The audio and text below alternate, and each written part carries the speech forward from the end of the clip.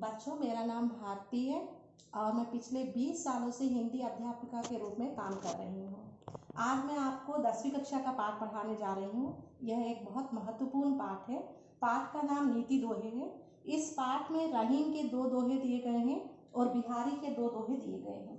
इस पाठ का मुख्य उद्देश्य जो है वह छात्रों को नैतिक मूल्यों का विकास करना।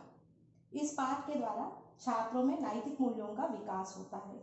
नैतिक मूल्यों से हम अच्छे बुरे और सही गलत की पहचान अच्छी तरह से कर सकते हैं। ये दोहे जो हैं बहुत प्रभावशाली हैं और नीतिपूरक और उपदेशात्मक भी है। आइए अब हम पाठ देखते हैं।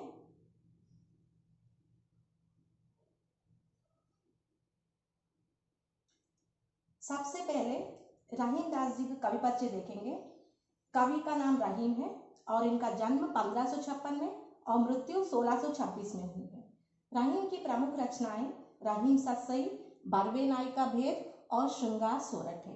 इनके बारे में विशेष रूप से कहा जाता है कि यह संस्कृत, अरबी और फारसी के विद्वान थे और इसके साथ ही रहीम अकबर के बहुत अच्छे मित्र थे और प्रधान सेनापति और मंत्री भी थे। आइए अब हम रहीम के दोहों के बारे में पढ़ते हैं। रहीम का पहला दोहा देखिए।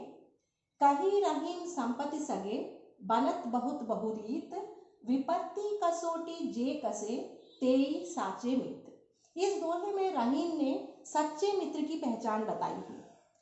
जो मित्र कष्ट के समय हमारा साथ देते हैं वही हमारा सच्चा मित्र है।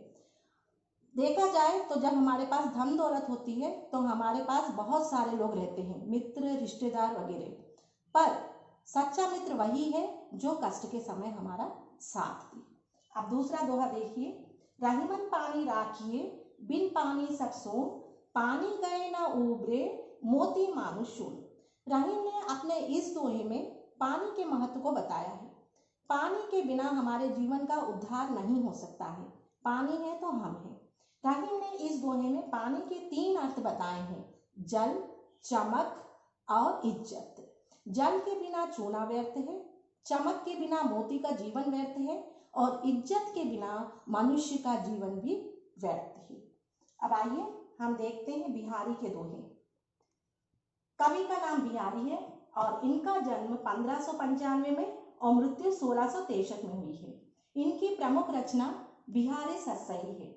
बिहारी के बारे में कहा जाता है कि इनके दोहे जो है बहुत नीतिपूरक होते हैं और इनके दोहे गागर में सागर भर देने वाली बात कही जाती है। मतलब कि थोड़े में बहुत कुछ कहने को तो दोहे 2 पंक्तियों के होते हैं, पर उन 2 पंक्तियों में हमें जीवन भर का ज्ञान प्राप्त होता है। आइए बिहारी के दोहे देखते हैं। पहला दोहा। कनक कनक ते 100 गुनी, मादकता अधिकाई, उही खाए बौराई जग, यही पाए बौराई। इस दोहे में बिहारी ने कनक शब्द के 2 अर्थ बताए हैं, सोना और धतूरा। बिहारी कहते हैं कि धतूरे से ज्यादा खतरनाक सोना है, क्योंकि धतूरा खाने से मनुष्य पागल होता है और सोना पाने से ही मनुष्य में एक नशा आ जाता है और वह पागलपन हो जाता है। अब आइए दूसरा दोहा देखते हैं। नर की अरु नलनीर की, गति एक कर जोए, जे तो नीचे हवे चले, ते तो ऊंचू हुए। इस दोहे में बिहारी ने कहा है कि मनुष्य को जो है नल के पानी की गति के समान होना चाहिए। जिस प्रकार नल का पानी हमेशा नीचे की ओर बहता है, उसी प्रकार मनुष्य को भी हमेशा विनम्र होना चाहिए। मनुष्य अपने जीवन में जितनी भी सफलता प्राप्त कर ले, पर उसे हमेशा विनम्र ही होना चाहिए। मतलब आगे बढ़ते हुए मनुष्य को विनम्रता नहीं छोड़नी चाहिए, विनम्र होना चाहिए। विनम्रता ही मनुष्य को आगे सफलता के मार्ग पर आगे बढ़ने की प्रेरणा देती है। बच्चों आइए अब इस पाठ के प्रश्न उत्तर पर हम ध्यान देते हैं। पहला प्रश्न इस पाठ में से बनता है कि रहीम ने सच्चे मित्र की पहचान कैसे बताई है। रहीम कहते हैं कि जो कष्ट के समय हमारा साथ दे वही हमारा सच्चा मित्र है।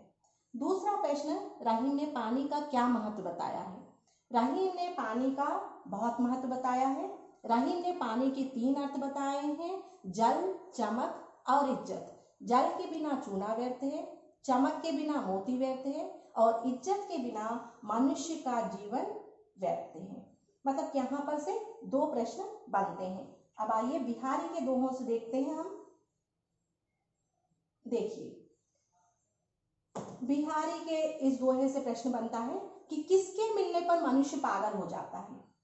तो बिहारी कहते हैं कि सोना शब्द, कनक शब्द के 2 अर्थ हैं, सोना और धतूरा। बिहारी कहते हैं कि सोना मिलने पर मनुष्य पागल हो जाता है। मतलब कि बिहारी के अनुसार धतूरे से ज्यादा खतरनाक सोना है। धतूरा खाने से मनुष्य पागल होता है, पर सोना पाने से ही मनुष्य पागल हो जाता है। अब चौथा प्रश्न देखिए, बिहारी के अनुसार व्यक्ति को कैसा होना चाहिए। बिहारी के अनुसार व्यक्ति को नल के पानी की गति के समान होना चाहिए। जिस प्रकार नल का पानी हमेशा नीचे की ओर बहता है, उसी प्रकार मनुष्य को भी हमेशा विनम्र होना चाहिए। इस प्रकार इस पाठ के 4 प्रश्नों उत्तर का मैंने आपको यहाँ पर समझाने की कोशिश की है। आगे भी मैं इसी प्रकार वीडियो पोस्ट करती रहूंगी। आप ज़्यादा से ज़्यादा देखकर आपके कोई संदेह होंगे या कोई सुझाव होगा तो मुझे ज़रूर भेजिए, मैं उसका ध्यान रखूंगी। धन्यवाद।